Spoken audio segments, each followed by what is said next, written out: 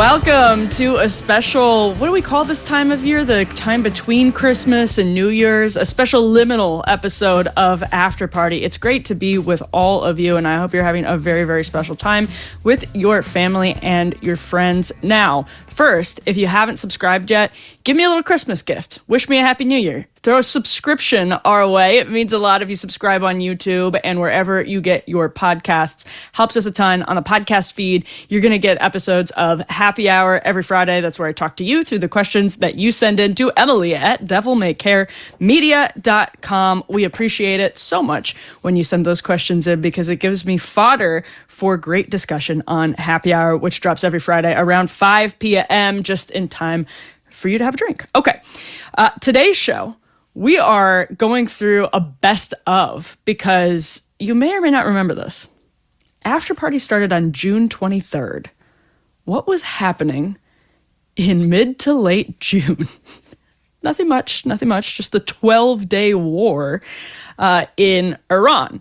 So you may remember at that time, there was a very deep divide among those of us on the right about the decision, the Trump administration's decision, obviously, to bomb Iranian nuclear facilities. And this was before the ceasefire in Gaza as well. So there was deep ongoing disagreement over the further prosecution of that war, the U.S.'s support for Prime Minister Netanyahu and his government. So just luck of the timing. And I'm actually not making this up because, as we go through this best of, I'm going to give you a little bit of behind the scenes stuff too. I mean, we've just aired, I think, our 50th episode of After Party. It's crazy.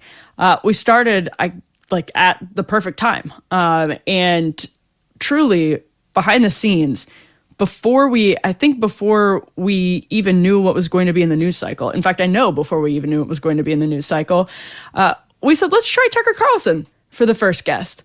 That man is constantly making news. He's a very compelling guest on any show, and he is fascinating to listen to. Now, Tucker happened to be on the episode the Monday. We started on Monday, June 23rd. That was the Monday after, if I'm remembering correctly, Trump made his decision to bomb Iranian nuclear facilities. And everyone, when it was announced that it was Tucker Carlson, my friends were like, how did you pull this off? And I was like, it was booked a week or two ago. So it was perfect timing. And I think that episode live, the amount of concurrence we had watching it was probably competitive with cable channels because it was Tucker Carlson, not cable news channels probably, but cable channels in general, because here you had Tucker Carlson weighing in live on these questions, and he was tossing barbs back and forth with Mark Levin and others. And so everyone was on tenterhooks waiting to see what Tucker Carlson, who I asked him in that interview if it was conversations with the president, with the administration. And I think that's a big part of why people were waiting sort of with bated breath to hear from Tucker, because it's not just that he's an interesting commentator in his own right. He's completely influential with MAGA, and he's influential with the president himself. So to hear from the horse's mouth, so to speak, about some of those discussions behind closed doors, about his assessment of the GOP and the White House's decisions just in the last 72 hours at that point. It was electric. And before we went to air, Tucker was advertising ALP to all of us, which you don't use rectally like Zyn. ALP is not applied rectally, but not enjoyed rectally like Zyn. But he was just jolly as can be while pitching ALP to us. It was very, very funny. And then he just was all business in a second. So we were very lucky to have that as our first interview, and appreciate Tucker for doing it. A couple weeks later, we had the great Megyn Kelly, the one and only Megyn Kelly. This is an MK media show, after all. The MK stands for Megyn Kelly, as you know. So Megyn was reacting to Pam Bondi's weird comments about Jeffrey Epstein. This was in early July. It was right after the 4th of July, July 7th. And to have Megyn at that time, who Megyn has since said she thinks that Pam Bondi overall is doing a good job, and right now, clearly, unless something's changed between the time I tape this and when it airs, has been continue to have normal skepticism of power, but confidence in Dan Bongino and Kash Patel overall. But this Epstein story was popping, and it was bizarre. And having Megyn, again, with her lawyerly instincts to kind of parse the language and try to make sense of what was happening, I found that personally really helpful. I imagine a lot of you found that helpful from Megyn as well. A couple days later, we had Matt Taibbi join to talk about those FBI investigations into John Brennan and James Comey, and then also react to the way the media was spinning it as Trump frothing at the mouth, out for blood with absolutely no justification whatsoever. It's all retribution. So Taibbi has covered that story very, very closely and skeptically. Speaking of Epstein, by the way, Taibbi over at Racket is doing some very uncomfortable journalism when it comes to the Epstein story, if you haven't seen that lately. But this is why we appreciate Matt Taibbi, because he doesn't care what people are going to say. He cares about the truth. He cares much more about the truth than he cares about what people are going to say. So I'm expecting that some of what Matt is continuing to write about Epstein, I'll probably have some disagreements with.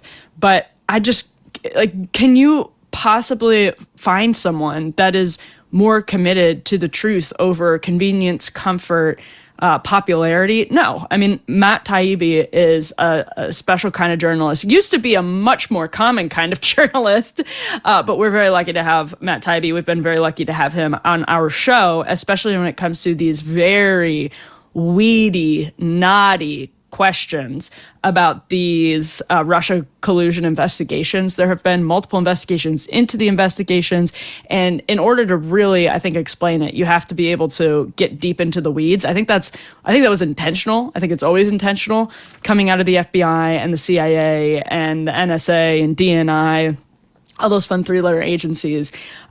These things are convoluted intentionally because it makes it impossible for journalists to follow, but then even more importantly, it makes it impossible for the public to follow, because when you start talking about Russia collusion, sometimes, if you're not careful, you sound like you're wearing a tinfoil hat and smoking a crack pipe outside the 7-Eleven. So Taibbi is thankfully not one of those people, because he knows the story in and out, like the back of his hand, and was able immediately to smell the rat in the mainstream media's coverage of this, quote unquote, mainstream media's coverage of this, and step back, give the big picture assessment of what's really happening. And by the way, it's especially helpful from Taibbi, because let's not pretend that there aren't some real tinfoil hat people hitting the crack pipe or partisans who are, milking this, as partisans do, for every last drop of a political advantage that they can. And so to cut through all of that noise, you can't find anyone better than Matt Taibbi. So as more of this information was being disclosed, he came by and I think broke down information that's helpful to just remind ourselves of,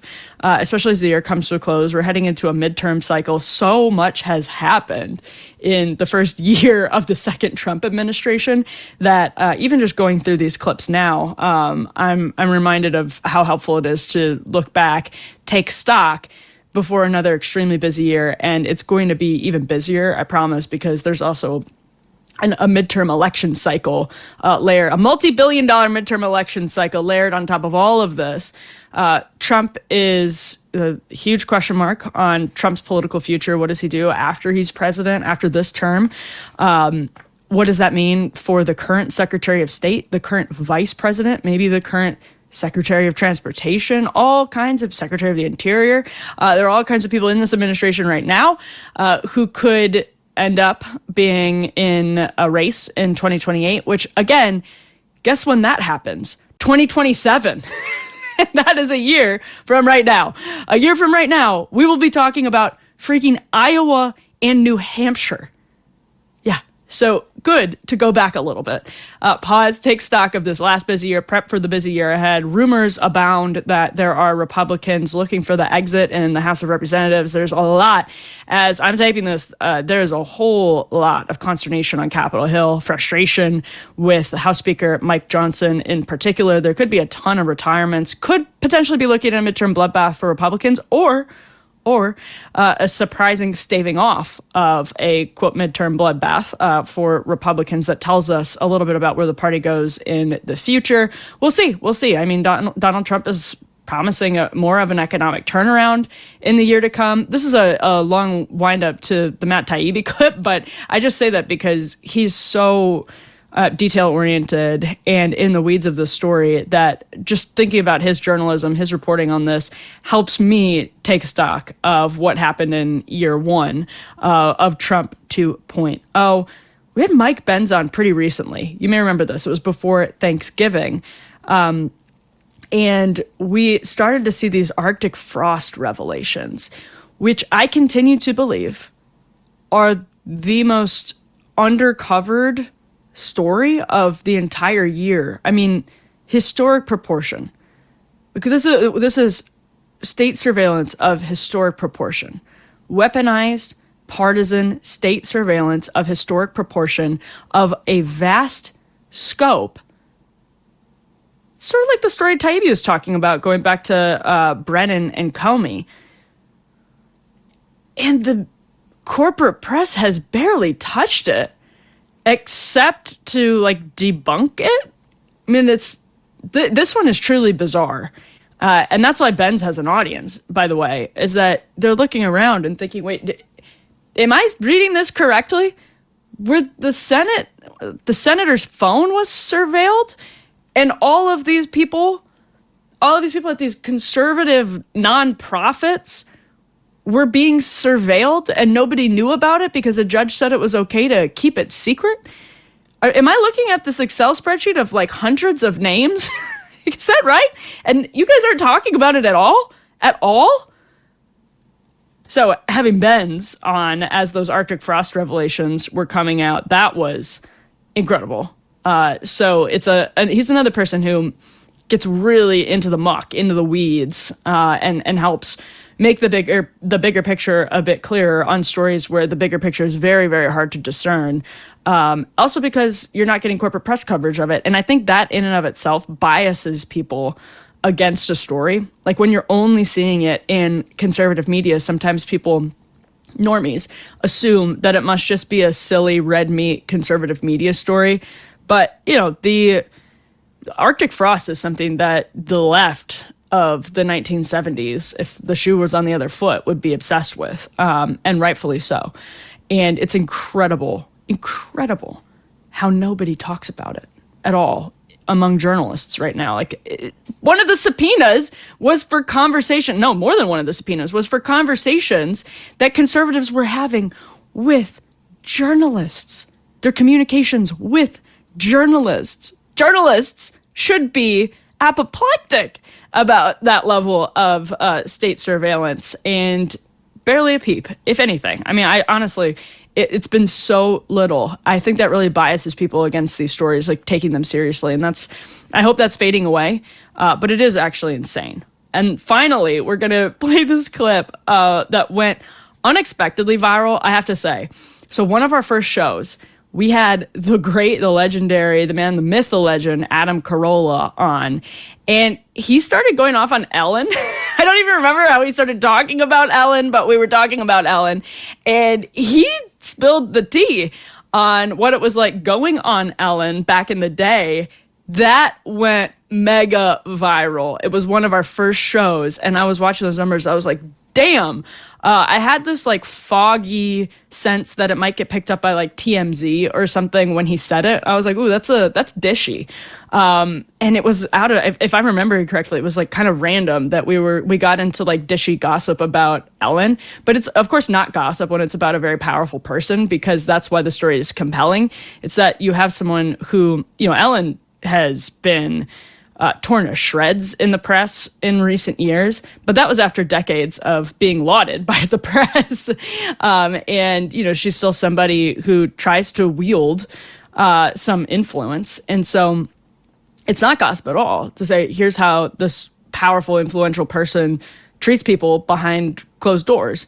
And here's what the massive corporation that supported her put up with knowingly behind closed doors for a long time. So it was, I definitely want to get Adam back on the show when he can do it, because he has so many insights through his years in Hollywood, and he's not afraid to talk about them at all. Not afraid to talk about them at all. We also got him talking about Kimmel a bit. His friend Kimmel, he was, he was pretty respectful of Kimmel. I think they're still friends. I think he talked about how they were still friends. So if you want to go back and watch that interview, if you missed it, I thought it was really interesting. I'm going to start with a question that everyone, I'm sure, has on their mind right now. Now, Donald Trump posted on Truth Social at 6:02 p.m. that about 2 hours from actually right now, so around midnight East Coast time, Israel and Iran will enter a, quote, complete and total ceasefire. Now, Tucker, you recently predicted, and people are, of course, recirculating this now, quote, the first week of a war with Iran could easily kill thousands of Americans. It could also collapse our economy as surging oil prices trigger unmanageable inflation. Yes. Consider the effects of $30 gasoline, but the second week of the war could be even worse.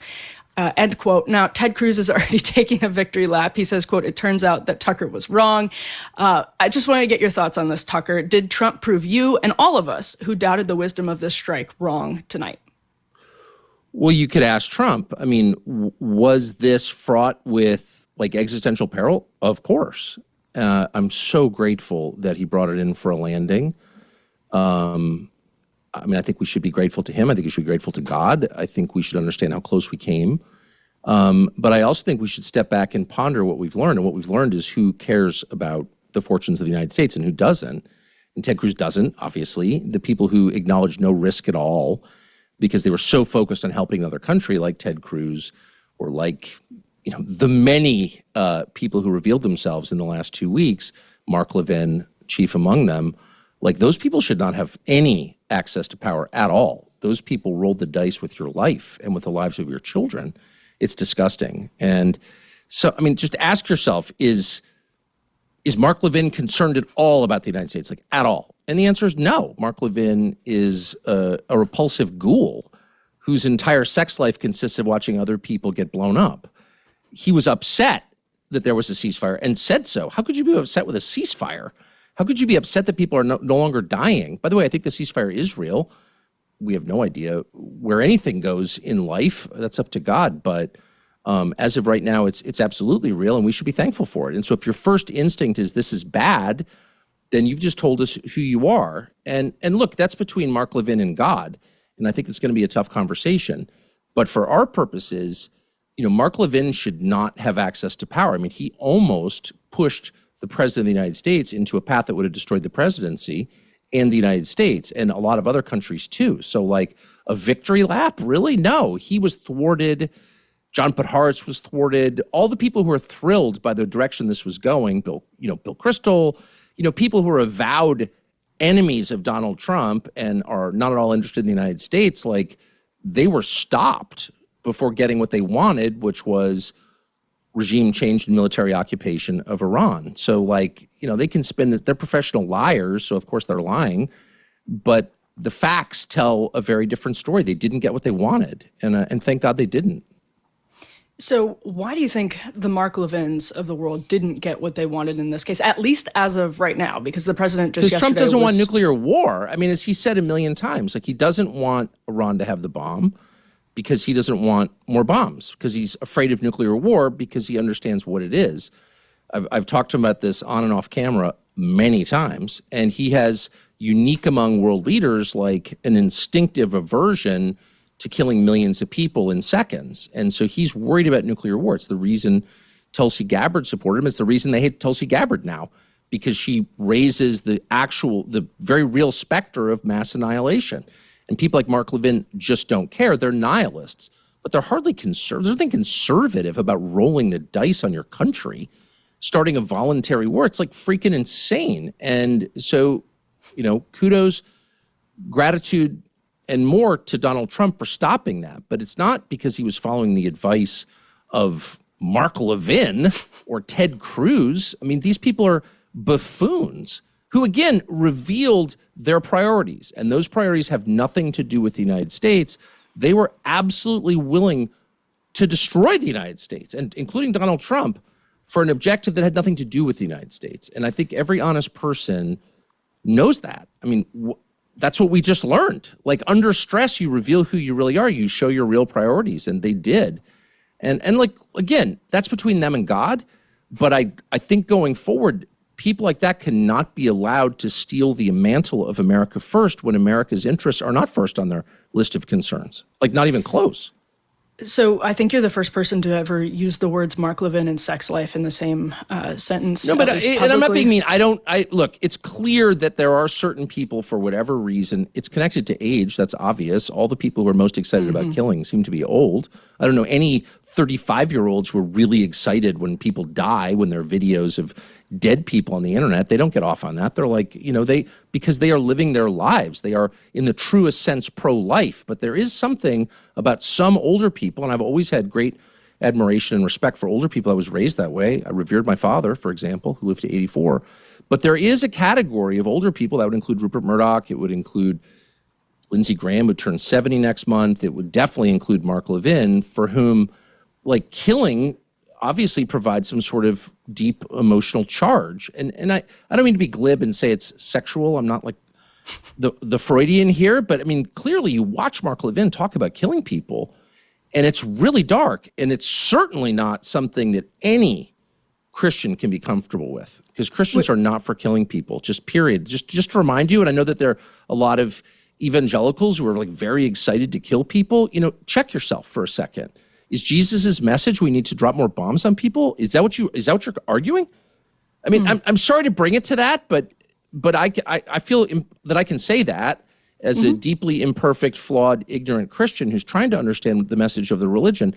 But I'm pretty certain it's not let's drop more bombs on people. And to see pastors saying that, the neocons, many of whom are Jewish, get all the attack, all the hate or whatever, but it's not just them. There are a lot of evangelical ministers who are worse than Mark Levin, in my opinion. So I just want to say that because it's true.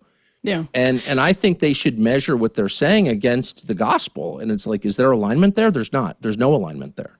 What Mark Levin is already talking about, Iran needing to be pushed to sign a document of unconditional surrender. And I wanted to ask you about our friend Dave Smith's reaction to today's news as it was unfolding. He said, quote, even if the strikes, quote, did destroy a lot of equipment, the Iranians can rebuild and the regime will remain in power, now more incentivized than ever to get nuclear weapons. So two-part question for you here, Tucker. First, do you agree with Dave? I think I agree with Dave. And second point is, if that is true, then is Mark Levin not pushing us into a much more dangerous situation? And will that have sway with the president? That's been the goal from the beginning. And all this stuff about Iran can't have nukes. I mean, Donald Trump believed that for sure. He's been saying it for a decade. But I don't think a lot of the people who were pushing Donald Trump to further engage in a war with Iran were concerned about that at all. What they want is regime change. They said it, by the way. They're saying it now. I mean, let's take them at their word. They want regime change. Well, what does that mean? You don't change a regime by bombing it. There's no track record of success there. You change a regime by killing the people who run it. And in the end, it's only kind of possible to steer that country in the direction you want by occupying it with people, which is to say troops. So they're arguing for a ground war with a country of 90 million people. And I know it's not interesting, the population of Iran, to Ted Cruz, because the details don't matter, because he doesn't care about the United States, obviously. But if you do care about the United States, you have to ask, like, okay, regime change, what does that mean exactly? What does that mean for us? How do we do that? Like, how do you affect that? And the answer is by destroying your own country. So, like, let's start with, no, we're not doing that. Let's do everything we can short of that to get, the result that we want. But Levin, again, doesn't care about the United States. And they're all wearing the Trump skin suit right now because they think it suits their purposes. These are people who hated Trump. They're anti-Trump. They're never Trump. And that would include a lot of people on Fox News who I worked with for 15 years. I know what their political views are. They're my colleagues. They hate Trump. They hate him personally, they hate his agenda, they hate his economic views, and they really hate his foreign policy views, which in private they describe as insane and isolationist, he's a Nazi and all this stuff. I mean, they really have contempt for him. They kept him off the air at Fox News while I was there against my protests. So that's all true, and it's very frustrating as a literal person who cares about what's true to see people jumping up, Mark Levin or Laura Loomer, that's the world's creepiest human. I don't even know where she came from or who she is exactly, but she's running around. I'm Donald Trump's, defender. It's bizarre. Champion. And I'm the arbiter of what it means to be for America. Someone who, again, has no interest in the United States, demonstrated no interest. So I think it's just important. It's not a matter of score settling, and I don't care what Mark Levin does in his private life. I don't care what his opinions are. And Laura Loomer, I'm not even really sure who she is.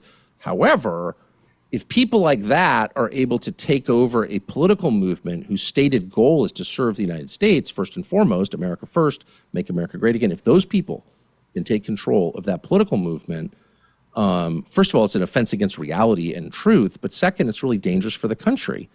Have you ever taken a look at the nutrition label on any typical bag of chips? Honestly, I don't recommend it, but maybe I do because it's so disgusting that it wakes you up. You will find a chemical cocktail, seed oils, MSG, artificial dyes, vague natural flavors, quote natural flavors, and ingredients that sound more like a science experiment than they sound like a snack. And who wants to snack on a science experiment? Not me.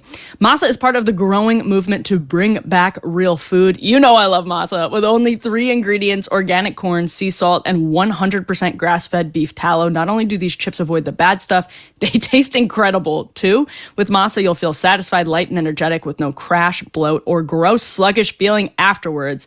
Basically, snacking on masa chips is nothing like snacking on regular chips at all. Personally, my favorite flavor of masa is probably, I don't know, I can't choose. The habanero, they're really spicy and good. The lime is just great. And the churro flavor, so good for dessert. If you love masa, then you'll also love, as I do, clearly I have a chip problem, Vandy Crisps. Vandy is Masa's sister company. They make the most delicious 3-ingredient potato chip that I have ever tasted, and I consider myself a potato chip buff of sorts. My favorite is absolutely 100% the Smokehouse Barbecue. These bags, by the way, make great Christmas presents because people hear about them on podcasts, want to try them. So if you bring them over for like a dinner, they're perfect. If you're ready to give Masa or Vandy a try, use code AFTERPARTY for 25% off your first order at masachips.com or vandycrisps.com, or simply click the link in the video description or scan the QR code to claim this delicious offer. If you don't feel like ordering online, Masa and Vandy are now available nationwide at your local Sprouts supermarket. Stop by and pick up a couple of bags before they're gone. In the memo, the language that Pam Bondi used, which was no incriminating client list, that really jumped out to me, actually, because it maybe gives her a little wiggle room between saying that she had a client list and then saying there's no incriminating client list. So I wanted to ask you if maybe that's what's going on here before we get into some of these other details. I don't know what's going on with her. I believe Dan Bongino's not lying to me. I really do. When Dan Bongino puts his name on something, I don't know Cash as well, but I know Dan. I know him well. We've worked together many, many years. He didn't just turn around and start lying. That's not who he is. He's an honest guy, and he takes this role very seriously, and I trust him. And I trust him not to actively mislead me or you. However, Pam Bondi has definitely made multiple inconsistent statements, and I'm sorry, but she does not deserve the benefit of my good opinion, and I'm not prepared to give it to her. She's, yes, on camera saying that clip that Peter Doocy was referencing, where John Roberts asked her, do you have the client list? Like, are you going to release a client list? And she said, yes. He said client list, and she said, yes, it's on my desk right now. So it was not as amorphous as Caroline, to her credit. She's trying to cover for the administration, which is her job, but they put her in a very difficult position. It's not amorphous. It's very clear. She said yes. And here's what happened. What happened was Pam Bondi said that, and then a week later, she said she was going to be releasing some very interesting documents the next day when on Jesse Waters' show, like 6 days after that first hit, he said, hey, what client list is coming out? And she was like, it's going to be getting very interesting, and some interesting Epstein documents are coming out tomorrow. And that is when the influencers, right-wing influencers who had been very good to Trump, who amidst all the deranged media out there, were able to see through the bullshit and reported honestly and helped him a lot and did not deserve the humiliation that she heaped upon them. It was not through their own doing. She invited them there. I mean, who wouldn't go, right? It's Pam Bondi. Do you want to come meet with the head of the FBI and the vice president for an exclusive Epstein leak? Yeah, yes. Most people in media would say yes to that. So they went, and in the classic line from Animal House, you fucked up. You trusted us. That's what happened. They fucked up because they trusted her, and they were humiliated because she gave them all these binders that read Epstein files, volume 1. And there was nothing new in there. Nothing. There was no scoop. Why would she do that? And it led to, behind the scenes, like all the White House staffers, like the top people in the White House for Trump, distancing themselves from Pam Bondi immediately. Like, we don't know why she did that. And then it came out that they were urging her not to do it. But I don't know what she was up to. She wanted to have some moment where she looked like she was the one. And then she was in trouble, and she knew it. So she said, all right, that's just the first tranche. I'm really pissed off. The FBI is the one who screwed me. They said everything was in there. Okay, like you need to know. You need to know that no lawyer just sloppily calls all these PR people in and says, here are the files, without knowing what's in there. But she wants us to believe she did. Okay, so she either was clueless or she intentionally embarrassed them. I don't know which is better. And then she said, more is coming. More is coming.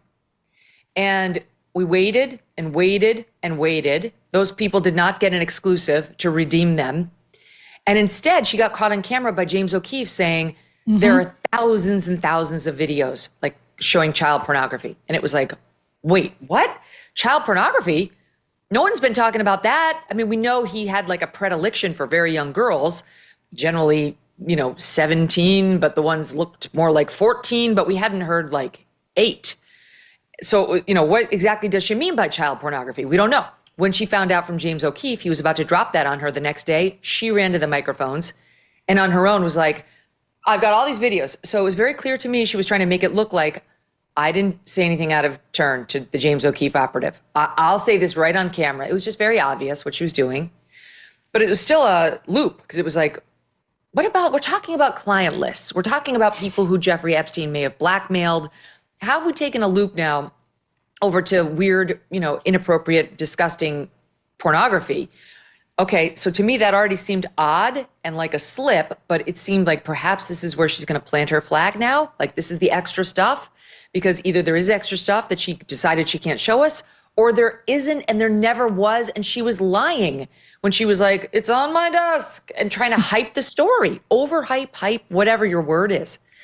So that's March. She's now switched to like this thing with O'Keefe and on camera about the child pornography, sexual assault material. And the next, so we're waiting in April and May and June, and now here comes July, and we get the drop to Axios, a left-leaning publication. Right, that the is opposite of the influencers. Yeah, exactly. They're never going to kick the same tires that right-wing influencers, who are the ones who care about the Epstein story, would kick, which they're not dumb. They know that.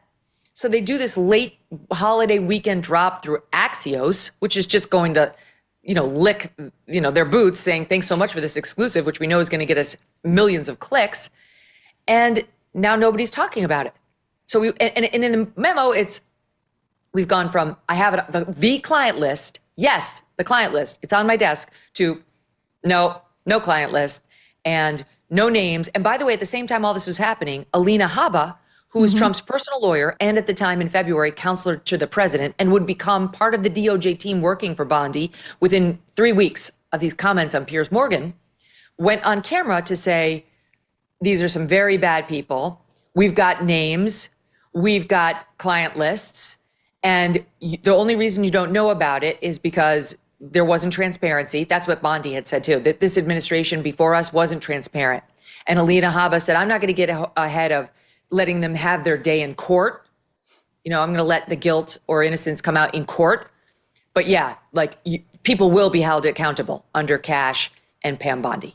Okay, so that was all the messaging prior to Sunday night. So my main position here, Emily, is people are right to be skeptical. They have every right to distrust now the messaging because of the way this was handled. But I do see a distinction personally and professionally between what Pam Bondi has said and done and what Kash Patel and Dan Bongino have said and done. Because while people want to bring up what Kash and Dan said while they were podcasters and out of the administration, I'm sorry, but it doesn't really reflect anything about what they knew or should know as FBI director and deputy director.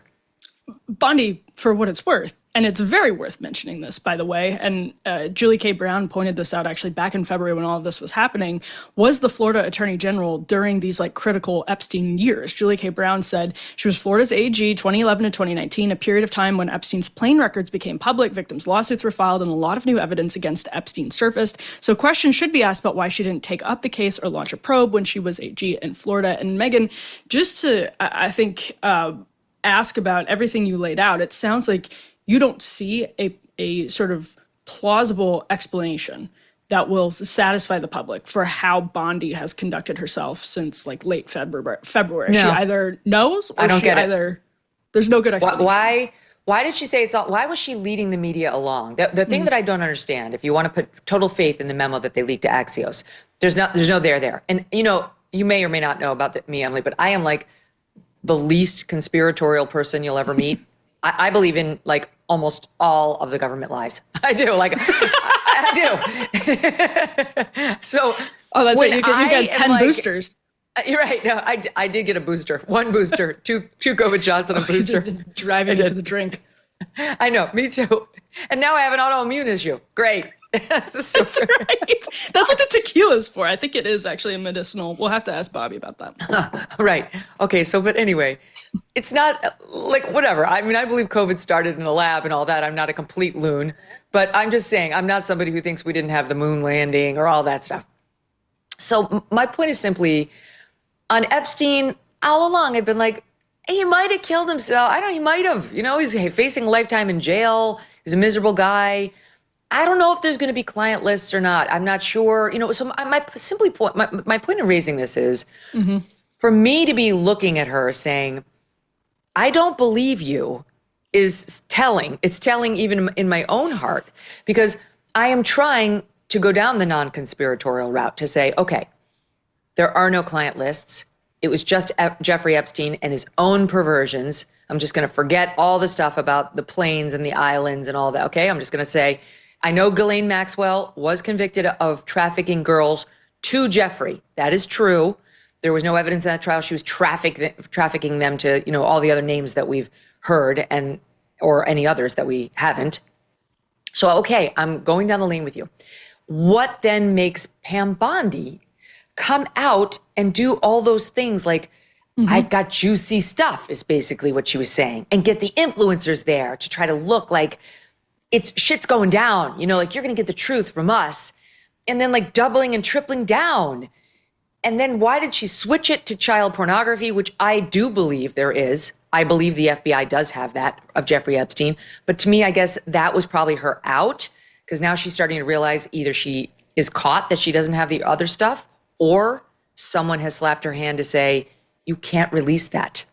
And so now she's got to pivot to something entirely, it's not off topic, but it's not what was being promised. Client lists and blackmail material were what we thought. I mean, Jeffrey Epstein's sick, disgusting, felonious enjoyment of child sexual assault material is disgusting and horrific, but it's a pivot away from where we were going on the story and what she was promising. So I don't know. I wish I had all the answers. All I know is it doesn't make sense. And as my mentor, Judge Judy, says, if it doesn't make sense, it isn't true. Pretty big news on one of your like signature beats, and that's FBI Director Kash Patel has opened criminal investigations into John Brennan and James Comey for, as you write, quote, offenses related to the Trump-Russia scandal, colloquially known as Russiagate.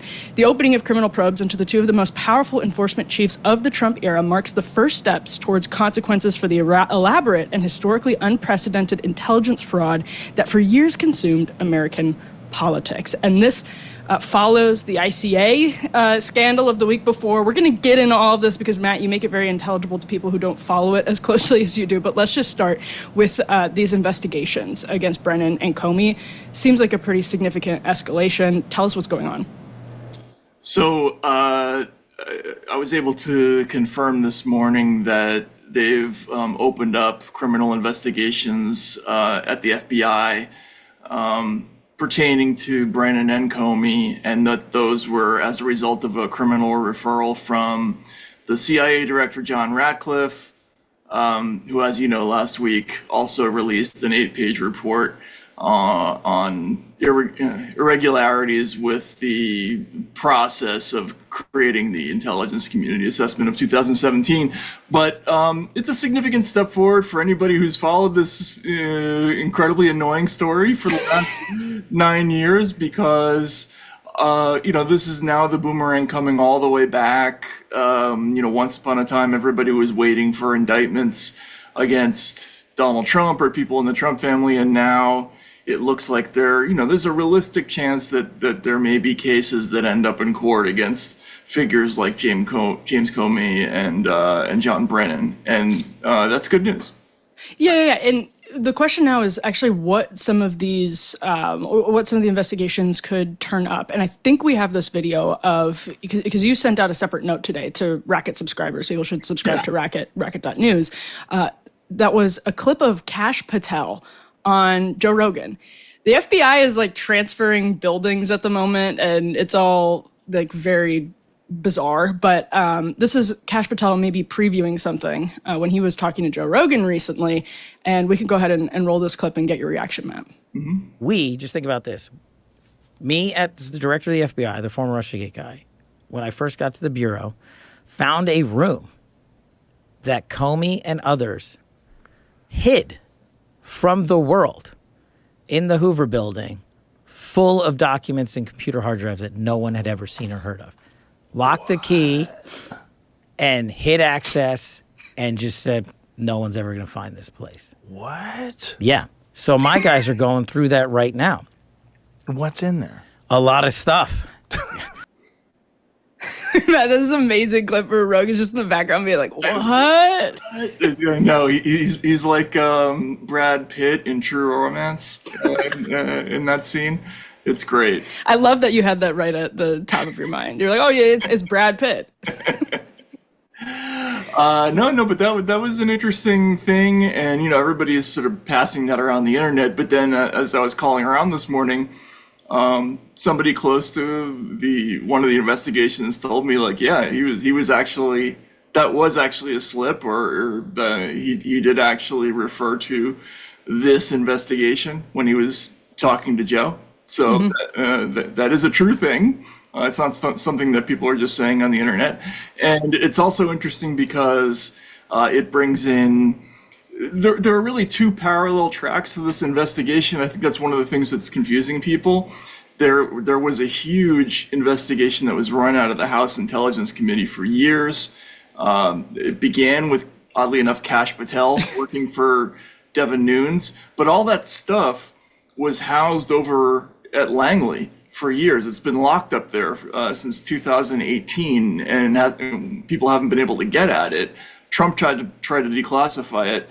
So that pile is now meeting this other new pile that the Justice Department just found, they say, in the old Hoover building by chance, just because they happen to be moving out of the Hoover building. It's so random. It's like the perfect ending to this idiotic story. I mean, it really is the only way that you ever end up getting like certain classified information is that they just accidentally leave it in a room when they're moving the Hoover building from the Hoover building, because it's the greatest combination of incompetence and like secrecy, and that's really the story of the FBI.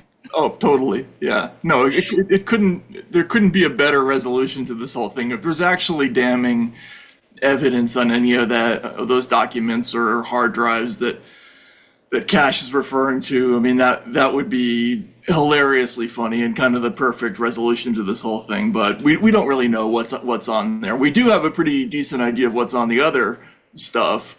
and that's probably going to be the predicate for these perjury / conspiracy investigations that they're pursuing.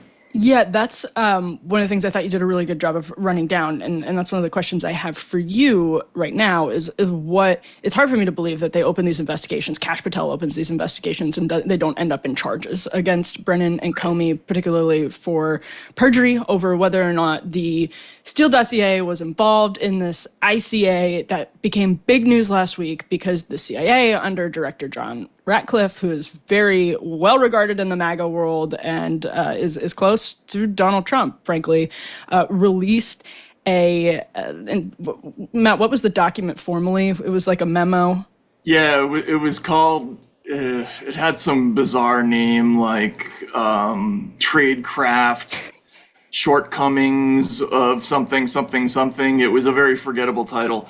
But, it got kind of lukewarm reviews among hardcore Russiagate followers and even among people who had conducted the original House Intelligence Committee investigation.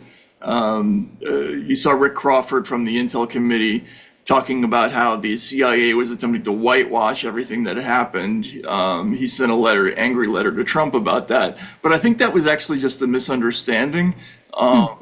It appears, from what I hear today, it appears that that Ratcliffe wrote that very short 8-page thing in a way that was specifically crafted to give, in a narrow way, to give Kash a way to open up some perjury investigations, and then everything else can come in afterwards.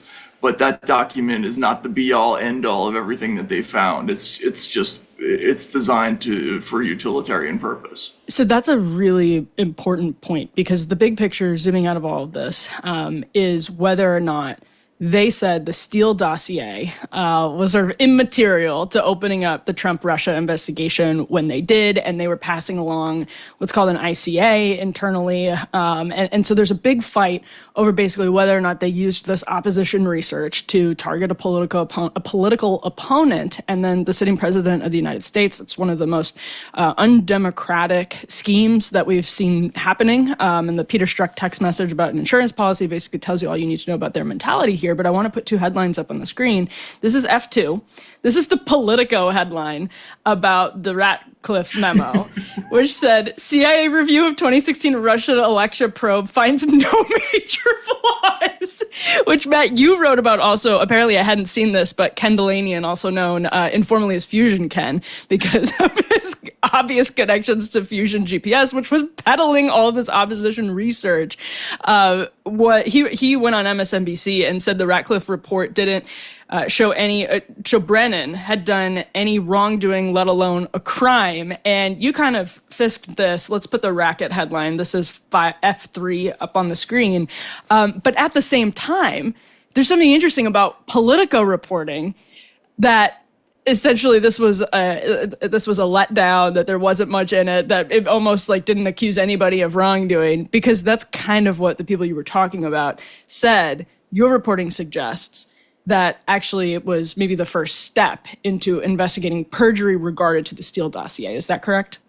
Yeah, I think that's right. But by itself, the Ratcliffe report is still pretty bad, and it also moves the ball forward significantly. There were some things. I mean, I spent a month on this question last year in February working with Michael Schellenberger on the question of what was in that House Intelligence Committee report. And it was very similar to the WMD story. Essentially, Brennan, Comey, and the NSA, when they were putting together the intelligence community assessment that came out in the first week of 2017, you have to remember that Russiagate at that point had stalled out.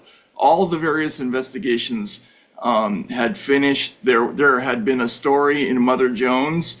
It was David Corn. By David Corn, suggesting that the Russians had blackmail material on Donald Trump, and that didn't go anywhere. So there was nothing left. Russiagate was about to be kind of a non-story. And then they dropped, Barack Obama commissioned this report.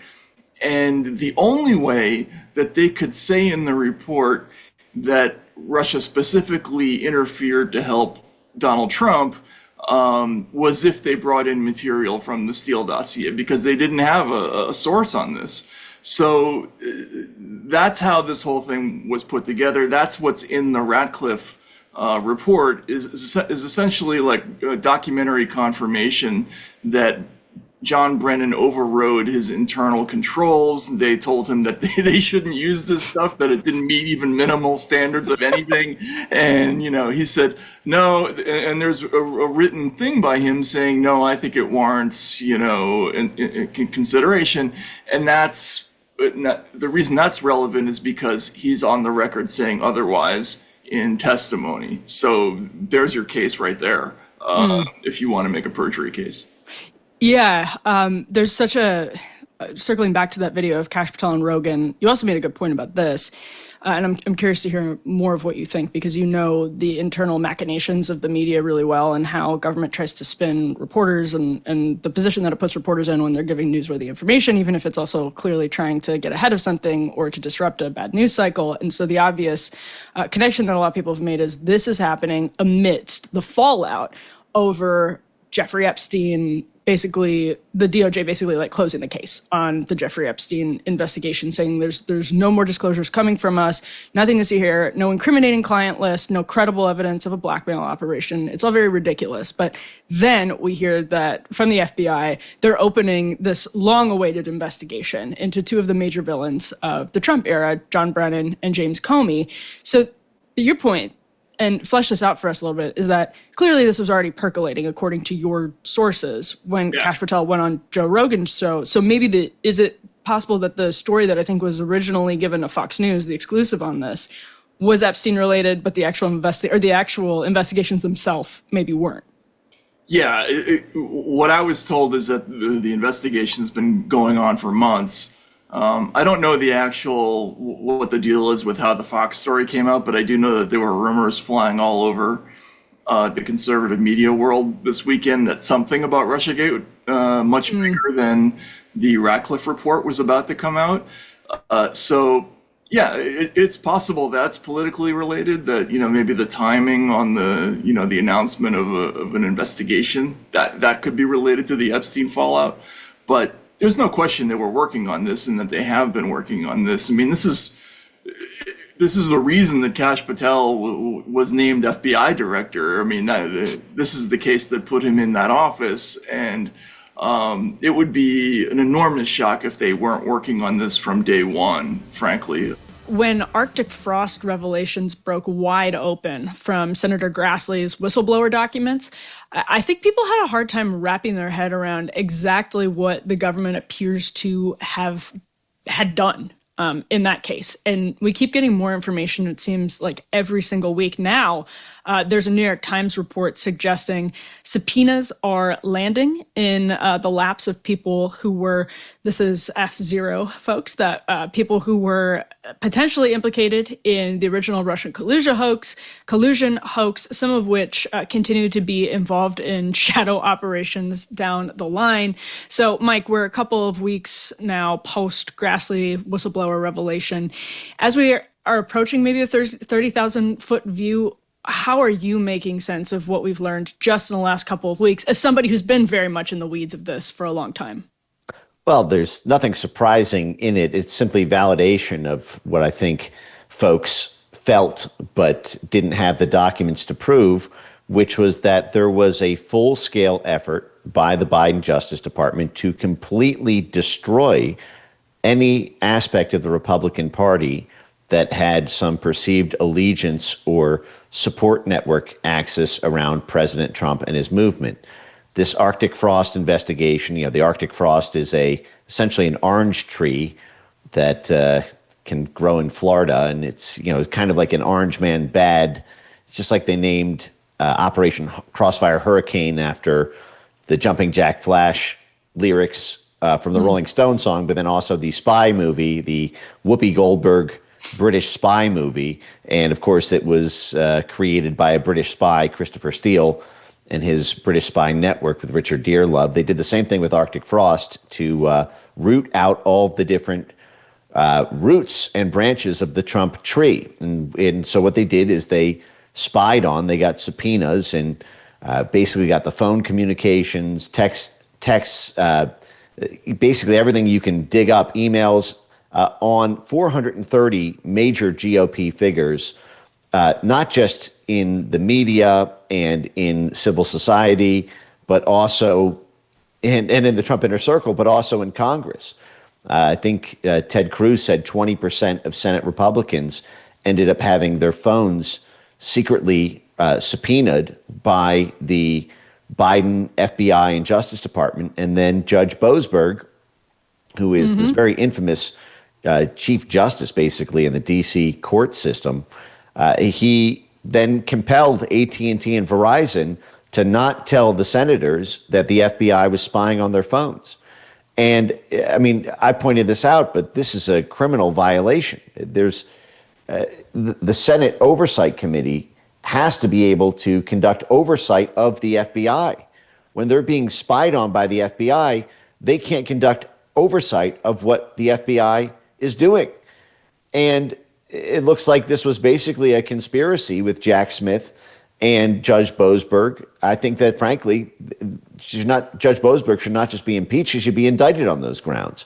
And what's important to understand is that this Arctic Frost investigation was launched a full year after the alleged event of trying to overturn the election results with alternate electors, a plot whose very idea was started by Democrats when they used the alternate electors attempt in 2016 to try to negate Trump's victory, citing Russian interference. And then in 2020, with the Transition Integrity Project kerfuffle, they literally wargamed how to get alternate electors to vote on January 6, 2021 for Joe Biden, even in the event of a clear Trump win.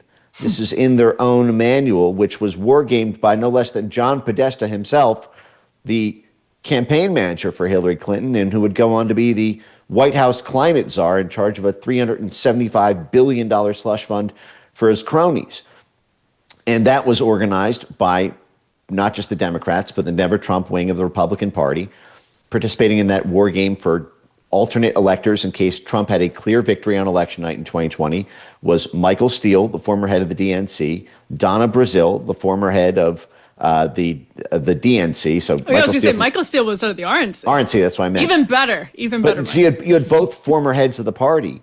Michael Steele, whose group was knocked out by Trump when Trump defeated not just the Clinton dynasty, but the Bushes in 2016. So even if this thing, Arctic Frost, was a crime, the FBI should have been going after the highest level Democrats. They should have been going after the highest level of the White House at the time, as John Podesta was the head of the climate, basically slush fund of the White House. But what this was is they didn't target any of the Republicans who were perceived to be Never Trump. What they wanted to do, they waited a full year to launch this investigation because it wasn't clear whether Trump was going to run again. But once it became clear that he was going to run again, they needed a broad sweeping apparatus to spy on the campaign and in order to put pressure on every node in the MAGA affinity network in order to politically neutralize them. Right. So what struck me going through the whistleblower documents is actually how similar this looks to one of the operations the CIA, via groups like USAID, runs in other countries to interfere in civil society. And Yes. that sounds extreme and crazy to people, but when you're looking at the nonprofit organizations on the right that get swept up into this surveillance network, which is vast and clearly very strategic. If you know the conservative movement and you're rifling through these whistleblower documents, you know It's a who's who. Exactly. And so I think that's kind of interesting, Mike. And I know that you've looked at this in many other cases, in many other countries. You've particularly been deep in Eastern Europe lately, I've seen. So is that the sense that you got as well, that basically it's almost a plug and play domestically? Oh, it's exactly a plug and play. Jack Smith himself was a plug and play. Jack Smith was a prosecutor at The Hague and was involved in these USAID rule of law programs in Kosovo. See, we have this It is not illegal for the for the CIA and USAID and the U.S. State Department to put pressure on foreign judiciaries to rule a certain way, to deem something constitutional or unconstitutional in that country, to prosecute or not prosecute someone. That is standard fare, standard course. We have whole programs that the American Bar Association gets tens of millions of dollars to administer abroad. And the American Bar Association has a spin-out group called the World Justice Project. They're both funded tens of millions of dollars by USAID to go out and influence prosecutors, influence judges, influence ministries of justice in foreign countries to go after the political opponents of the State Department in those countries. This is what you have, and I can go through a million examples of this, but one of the perhaps the most famous is the Viktor Shokin case in Ukraine. This was the prosecutor in Ukraine who was investigating Burisma, Joe Biden's son, Vice President Joe Biden's son at the time. And Joe Biden, as vice president, flew to Ukraine, met with the Ukrainian government, and threatened a $1 billion USAID loan guarantee, which was conditioned on implementing certain governance and rule of law reforms, that they would not get that $1 billion in USAID bribe money unless they fired Viktor Shokin, the prosecutor. So, and then, Joe Biden famously told the Council on Foreign Relations, son of a bee, and that's exactly what they did. They got rid of him the next day. At CFR, he's saying that, by the way, which is delightful. Right. Yes, you couldn't have picked a better venue. But it's the same thing everywhere. I mean, the National Endowment for Democracy, which is a straight-up CIA cutout, it was conceived by the CIA director, William Casey, in 1982. The legislation was written by the CIA director, William Casey's right-hand man, Walter Raymond, who had spent 30 years in the CIA Operations and Propaganda and Disinformation Division within the CIA, helped draft the 1983 legislation that signed the NED into law. The two founding co-heads of the National Endowment for Democracy told the New York Times and the Washington Post in the early 1980s that they exist to subsidize the groups that the CIA wants to, but doesn't want to get in trouble for funding. Right, they bragged about it to David Ignatius. Who else? But Exactly. Yes, right away. Right. Yeah. And the CIA gets a copy of every single National Endowment for Democracy grant to this day. And this is a straight up CIA cutout. And one of the things that I published last year was the National Endowment for Democracy's in-house journal called the Journal of Democracy, which we fund as taxpayers because this is funded by the U.S. government, by the State Department. It's an arm of the State Department that masquerades as an NGO. And it's basically the State Department giving a grant to the NGO so that the NGO can do what the CIA wants. So because the CIA is just the covert action side of the overt diplomacy State Department. So this is just funny how this all works. But what they wrote to the Prime Minister of Poland, Donald Tusk, was a command the month after he took office. This is December 2023. For him to arrest everybody in the PIS party in Poland, the Law and Justice Party, which was the right-wing pro-Trump party that had been in power for 8 years, a comprehensive plan of everybody from the party to arrest, senior party leadership, the judges who ruled in his favor, the heads of the civil society institutions in Poland, in order to achieve a state of democratic stability and ensure that populism does not return in the next election. It was that explicit. And I mean, this is a CIA manual to the Ministry of Justice of a foreign country about who they need to arrest. And they even went through this list of names and talked about how easy it would be to actually secure a conviction in the various cases, and basically proposed that in the cases where it would be difficult to get a conviction, they should still bring the case anyway and try to be creative about getting people to squeal.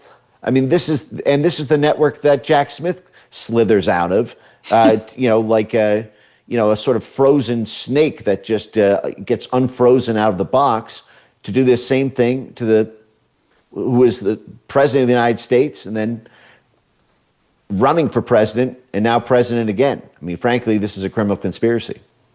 Yeah, and so right now it's looking like, according to that New York Times report I just referenced, these are subpoenas for James Clapper, Peter Strzok, Lisa Page, so some very familiar characters. But also today, big news, pardons were issued in the case of the alternate electors that Mike just mentioned. And if you're looking through the Arctic Frost whistleblower documents, you can match a whole lot of them up to what was going on, what was being investigated and surveilled. So, Mike, is the Trump administration, I mean, you were talking about this before Trump was reelected, but is the Trump administration now, people are very anxious.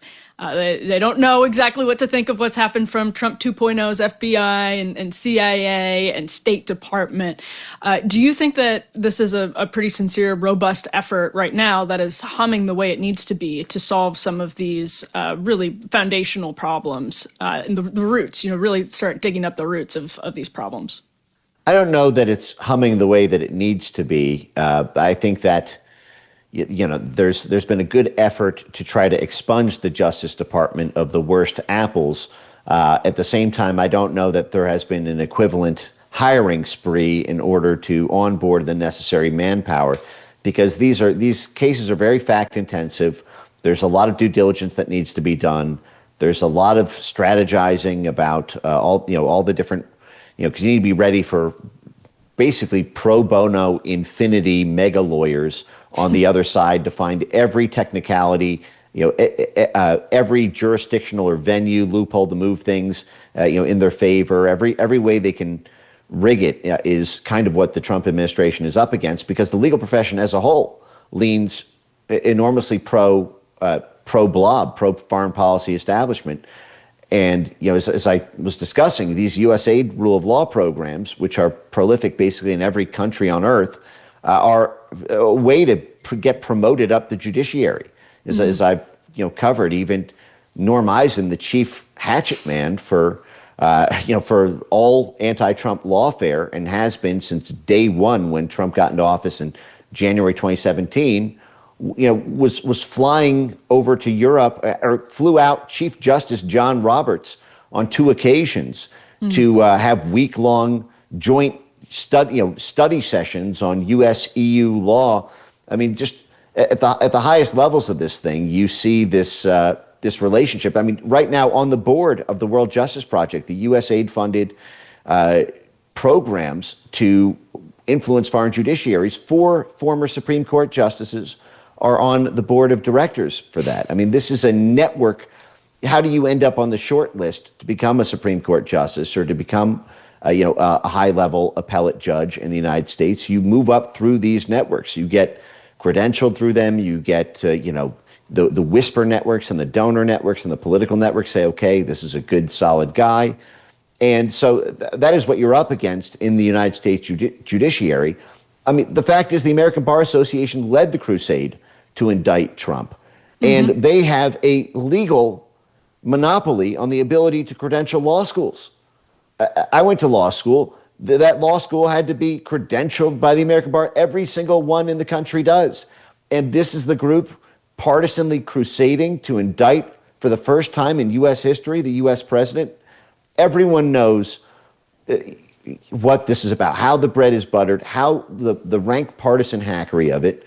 But the whole system has to be restructured, and I don't think that there is a concerted effort to think about this holistically. I think people are kind of running around putting out fires one at a time, and we'll wait to see what the status of these subpoenas are. I should say that I definitely commend the Justice Department for taking action on the crimes of James Comey and Letitia James. No small amount of irony that James Comey, who set up Mike Flynn on these perjury charges, the napkin with Comey's crony's handwriting was, "What are we doing here? Is the goal to get Flynn to lie or to get him fired?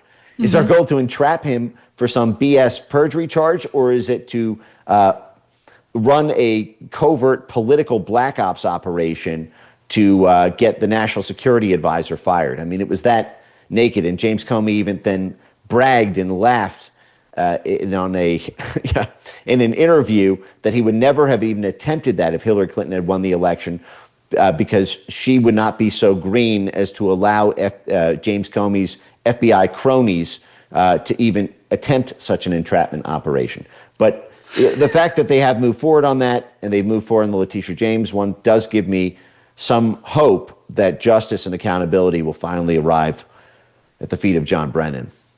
It's incredible because even just thinking of that Comey quote, which is, I mean, I've even forgotten about it until just now. That's a real deep cut, Mike, and deep cuts are your specialties. But from Comey to say that about Hillary Clinton's campaign chairman, John Podesta, his brother, Tony Podesta, was running this absurd Yanukovych op with Paul Manafort for the European Center for a Modern Ukraine, which was a bullshit NGO they set up to mask that they didn't want to register for FARA when they were operating on behalf of the Party of Regions in Ukraine. So this idea that Michael Flynn needed to be surveilled because he was on a call with Sergei Lavrov, and you would leave Hillary Clinton alone. It's all so rich because you can play 6 degrees of Kevin Bacon with every single one of these MFers.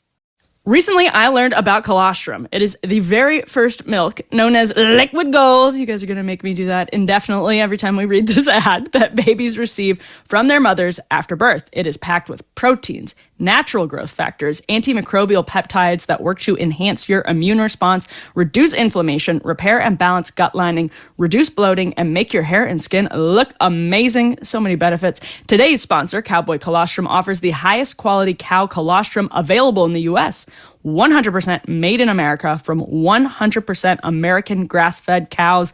They don't overprocess or strip their colostrum, leaving it whole, full fat, and high protein for ultimate nutrient density. It is the highest quality bovine colostrum that you can buy. Cowboy is easy to drink. It's made with delicious natural ingredients and no artificial flavors. You just have to add a 3-gram scoop of either their chocolate, Madagascar vanilla, or strawberry into your coffee or smoothie.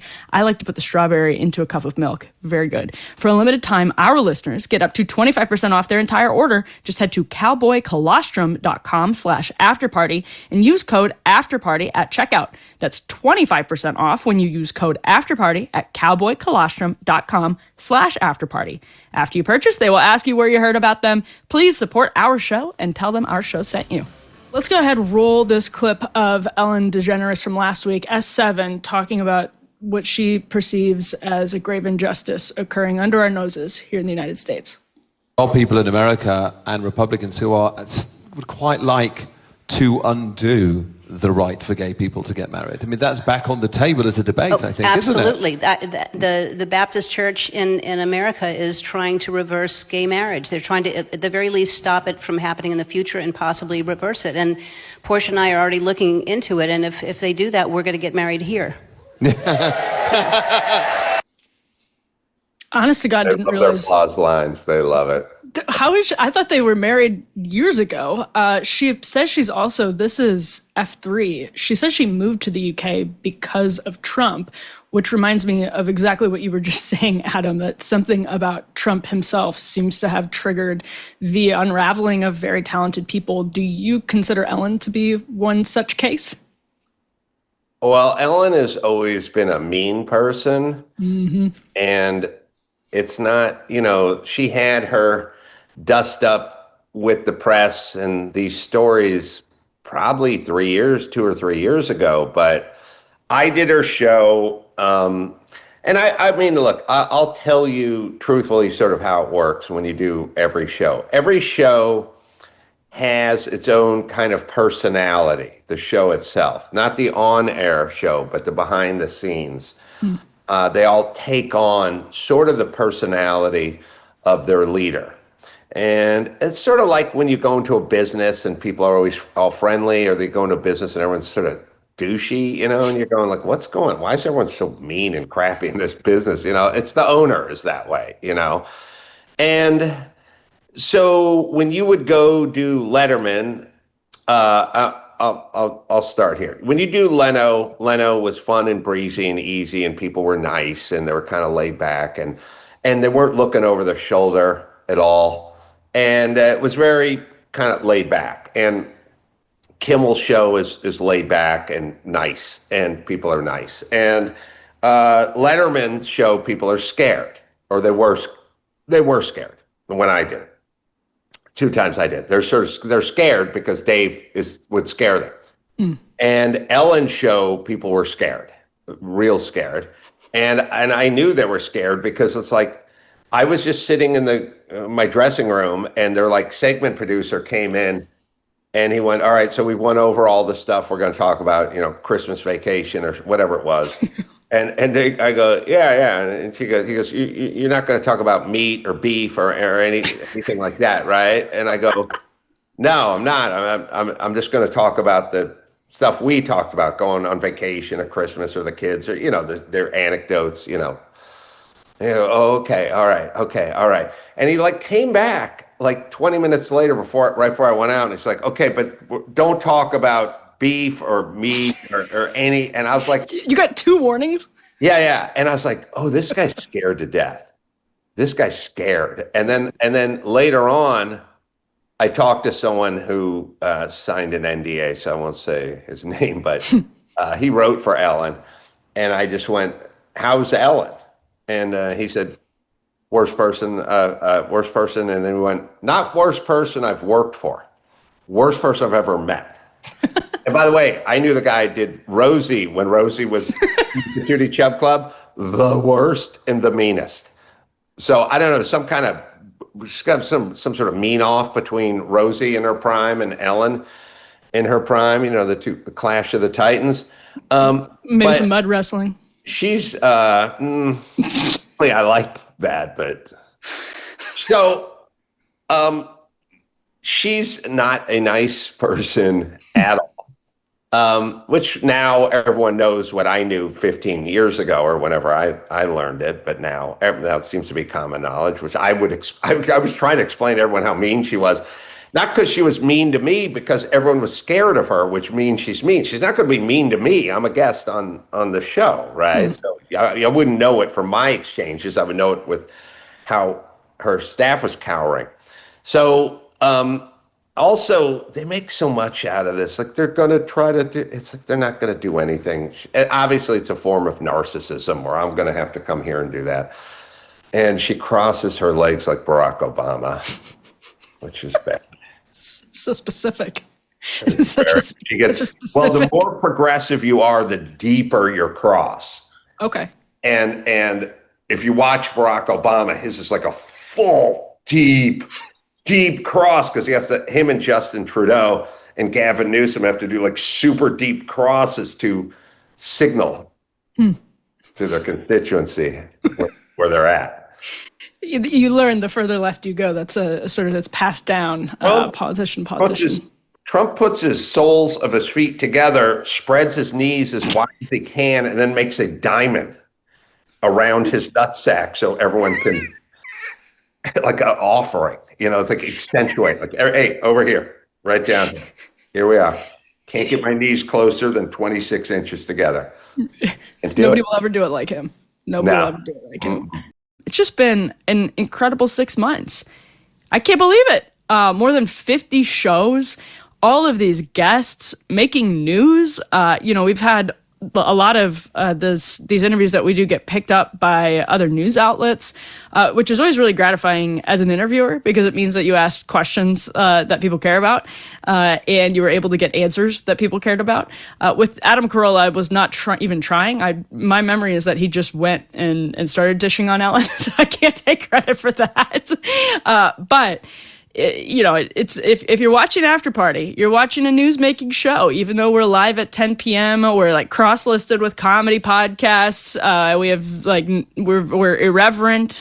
We do things differently than a lot of other news shows, and it's been really gratifying, heartening to see the response that we've gotten in the first 6 months. We're over 100,000 subscribers. We want that to be over 1 million subscribers, and we don't want to wait that long to do it. So tell all of your friends. I have to say, just the reaction in public has been, I mention this sometimes, but like I used to do a fair bit of Fox News, probably a few times a week at my peak. And what new media, the influence that new media is gaining so quickly. I mean, just going on Megyn's show, once a week. It's like people will stop you at airports. And now what's really cool is people stop and say they watch After Party. That blows my mind. So thank you. Thank you for your support. Thanks to our great team here at After Party and MK Media for all of their hard work. There is a team behind the show that busts its ass. So we are very, very grateful for all of them, for each other, and all of you who've tuned in and made this part of your regular rotation. We all appreciate it more than you know. I appreciate it more than you know. It's just been very cool. And I'm always around at Emily at Devil May Care Media. I truly try to respond to everyone. I read everyone's emails. And if you ever have suggestions, whatever, feel free to send them in there. If they're for a happy hour episode, just put that in the subject line. It's no problem if you forget. But stay in touch with me, and thank you for being along for the ride and being a part of our After Party community, our After Party audience. It's been incredible, and here's to another year of After Party's success, of entertaining and informing all of you, and more importantly, to a wonderful New Year's Eve and New Year's Day celebrating with friends and family. Thanks, everyone. God bless.